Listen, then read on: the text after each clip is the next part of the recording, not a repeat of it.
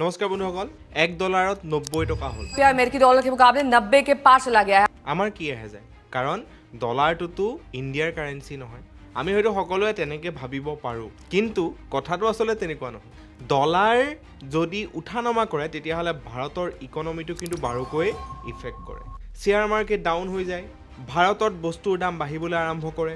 মুঠতে ভাৰতৰ ইকনমিটো overall down হৈছে বুলি ধৰিব পাৰি কিন্তু ইয়াৰ কাৰণ কি আপোনালোকে কেতিয়াবা ভাবিছেনে সো আজিৰ ভিডিঅ'টোত আমি এই গোটেইখিনি কথা জানিবলৈ চেষ্টা কৰিম সেইবাবে ভিডিঅ'টো শেষলৈকে চাই থাকিব আৰু যদি ভৱিষ্যতে এনেকুৱা ধৰণৰ ভিডিঅ' আপোনালোকে চাবলৈ বিচাৰে তেতিয়াহ'লে মোৰ চেনেলটো প্লিজ ছাবস্ক্ৰাইব কৰি দিব কাৰণ আপোনালোকৰ ছাবস্ক্ৰাইবেহে কিন্তু মোক মোটিভেট কৰিব এনেকুৱা ধৰণৰ আৰু ভিডিঅ' বনাবলৈ আপোনালোকে ছাবস্ক্ৰাইব কৰিলে আপোনালোকৰ একো নাযায় কিন্তু মই বহুত বেছি মোটিভেট হ'ম যাতে আৰু ভৱিষ্যতে ইয়াতকৈও ভাল কণ্টেণ্ট বনাবলৈ সক্ষম হ'ম ये ऐसे नहीं होता मित्रों मैं शासन में बैठा हूं मुझे मालूम है इस प्रकार से रुपया इतनी तेजी से गिर नहीं सकता अरे ये नेपाल का रुपया नहीं गिरता है बांग्लादेश की करेंसी नहीं गिरती है पाकिस्तान की करेंसी नहीं गिरती श्रीलंका की करेंसी नहीं गिरती क्या कारण है हिंदुस्तान का रुपया पतला होता जा रहा है এতিয়া আহক আমি কেনেকৈ আচলতে এই ডলাৰে ভাৰতৰ ইকনমিৰ ওপৰত ইফেক্ট কৰে বা এই ডলাৰ কম বেছি হ'লে গোটেই ভাৰততে হাহাকাৰ লাগি যায় সো প্ৰথম কথাটো হৈ গ'ল ডলাৰ হৈ গ'ল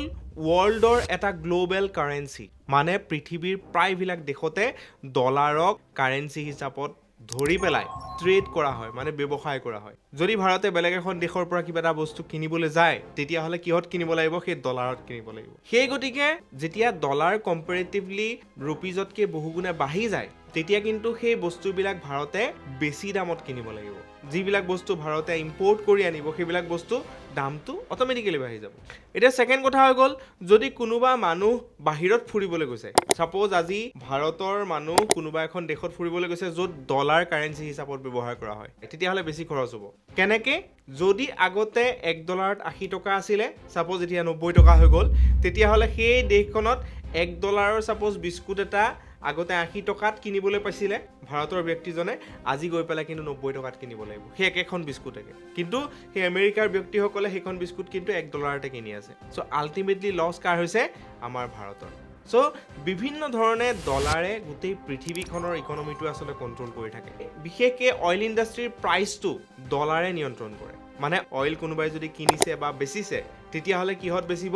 ডলাৰত বেচিব বা ডলাৰত কিনিব যিহেতু ভাৰতে মেক্সিমাম অইল বাহিৰৰ পৰা কিনিব লগা হয় সো সেইটো কাৰণে কি হ'ব যে সেই ডলাৰত কিনিব লগা হোৱাৰ কাৰণে আগতে যিখিনি অইল কম টকাত কিনিব পাৰিছিলে আজি কিন্তু সেইখিনি অইলকে বেছি দামত কিনিব লগা হ'ব সো আল্টিমেটলি আমাৰ ভাৰতৰ কিন্তু ইকনমিটোত ইফেক্ট পৰিব ঠিক তেনেকৈ ডলাৰ যদি বাঢ়ি যায় আমাৰ ভাৰতৰ ষ্টক মাৰ্কেটটো সাংঘাতিককৈ প্ৰভাৱান্বিত হয় কেনেকৈ যিহেতু ডলাৰ বঢ়াৰ লগে লগে পেট্ৰলৰ দাম বাঢ়ি যায় পেট্ৰলৰ বা ডিজেলৰ দাম বাঢ়ি যোৱাৰ লগে লগে গোটেই বস্তুবিলাকৰে দাম ভাৰতত বাঢ়িবলৈ আৰম্ভ কৰি দিয়ে আৰু তাৰ কাৰণে কি হয় ভাৰতত ইনফ্লেশ্যন হ'বলৈ আৰম্ভ কৰে আৰু ইনফ্লেশ্যন হোৱাৰ লগে লগে কিন্তু ষ্টক মাৰ্কেট ডাউন হয় আৰু সেই ষ্টক মাৰ্কেট ডাউন হ'ব বুলি ভাবি ফৰেনৰ যিবিলাক ইনভেষ্টৰ থাকে সেইবিলাকে কি হয় আমাৰ ভাৰতৰ ষ্টক মাৰ্কেটৰ পৰা পইচাখিনি উঠাই লৈ গুচি যায় তো সেই পইচাবিলাক উঠাই লৈ গুচি যোৱাৰ কাৰণে কি হ'ব ভাৰতৰ ষ্টক মাৰ্কেটটো আৰু বেছি ডাউনফল হ'বলৈ আৰম্ভ কৰে যিটো বৰ্তমান হৈ আছে ভাৰতৰ ষ্টক মাৰ্কেট বৰ্তমান একদম বেয়া অৱস্থাত চলি আছে মানে ডাউনফল হৈ আছে ডলাৰৰ ভেলুটো বৃদ্ধি হোৱাৰ লগে লগে কিন্তু ভাৰতৰ ব্যক্তিসকলে বাহিৰত পঢ়িবলৈ গ'লেও কিন্তু খৰচাটো বাঢ়ি যাব কেনেকৈ কাৰণ যেতিয়া পইচাটো এক্সচেঞ্জ কৰিব আল্টিমেটলি ভাৰতৰ যিহেতু ভেলুৱেশ্যন কম থাকিব তেওঁলোকে কম পইচা পাব আৰু সেই কলেজখনত বা ইউনিভাৰ্চিটিখনত তেওঁলোকে যিমানটো ফিজ দিব লাগিব বৰ্তমানতকৈ বেছি দিব লাগিব মানে আগতে যদি আজিৰ পৰা 10 বছৰত যদি সেইখন কলেজত ছাপ'জ $100 আছিলে $100 ছাপ'জ 5,000 টকা আছিলে মই এটা অনুমানিক এটা ধৰিছোঁ বৰ্তমান কিমান হ'ব সেই $100টো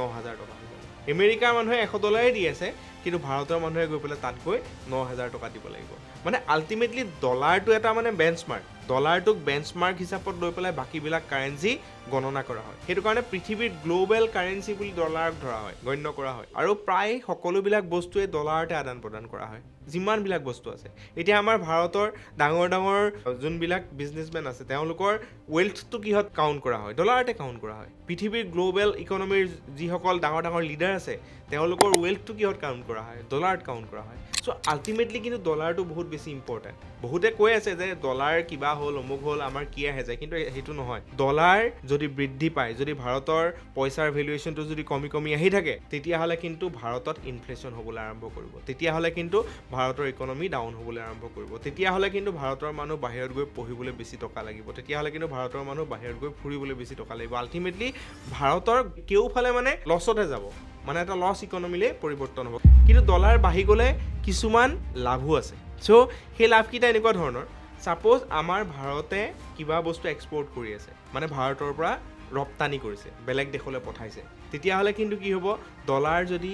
বৃদ্ধি হয় তেতিয়া ভাৰতে বেছি মুনাফা পাব IT ছেক্টৰত যদি ভাৰতে বাহিৰত কিবা বস্তু এক্সপৰ্ট কৰি আছে তেতিয়া ডলাৰ বৃদ্ধি হ'লে কি হ'ব ভাৰতৰ মুনাফা হ'ব চ' তেনেকুৱা কিছুমান লাভ আছে সৰু সুৰা কিন্তু আল্টিমেটলি সকলোবিলাক ক্ষেত্ৰতে কিন্তু লছ মানে ভাৰতৰ ইকনমি ডাউন মিনছ ডলাৰ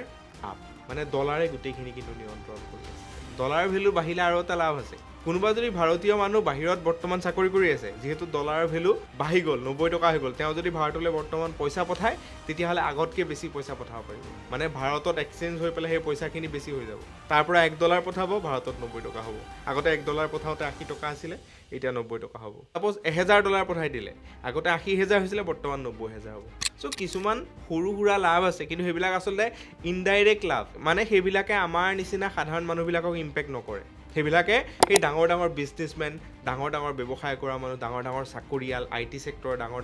কোনোবা যদি এণ্টাৰপ্ৰেনিয়ৰ আছে তেওঁলোককহে এফেক্ট কৰে সেইবিলাক তেওঁলোকৰ কাৰণে অলপমান লাভ হ'ব পাৰে কিন্তু মেক্সিমাম যদি অভাৰঅল গোটেই ভাৰতৰ ইকনমিটো যদি আমি চাবলৈ যাওঁ ডলাৰে কিন্তু আমাৰ ইকনমিটো ডাউন কৰে চ' ডলাৰৰ বিষয়ে ইমানে আছিলে যিহেতু বৰ্তমান এই গোটেই কথাখিনিলৈ চৰ্চা চলি আছে বিভিন্ন ধৰণৰ মিমছ ওলাইছে বিভিন্ন ধৰণৰ কথা বতৰা আমি শুনিবলৈ পাইছোঁ কিছুমান লিডাৰে নাভূত নাচুত কিছুমান মন্তব্য দিছে যে ভাৰতত ৰুপিজ চলে আমেৰিকাত যি হ'লেও আমাৰ কি আহে যায় কিছুমানে কয় এইটো ডলাৰ বাঢ়িলে ভালহে 90 টকা হৈছে এইটো ভালহে হৈছে ভাৰতৰ কাৰণে চ' তেনেকুৱা ধৰণৰ কিছুমান কথা চলি আছে আল্টিমেটলি কিন্তু আমাৰ ইকনমিটোৰ ওপৰত সাংঘাতিকভাৱে ডলাৰে ইম্পেক্ট কৰে চ' ভিডিঅ'টো ইমানে আছিলে ভিডিঅ'টো চাই কেনেকুৱা লাগিলে জনাব যদি ভাল লাগিলে লাইক কৰিব কমেণ্ট কৰিব শ্বেয়াৰ কৰিব আৰু যদি মোৰ এনেকুৱা ধৰণৰ ভিডিঅ' ভৱিষ্যতে চাবলৈ বিচাৰে তেতিয়াহ'লে মোৰ চেনেলটো ছাবস্ক্ৰাইব কৰি দিব ধন্যবাদ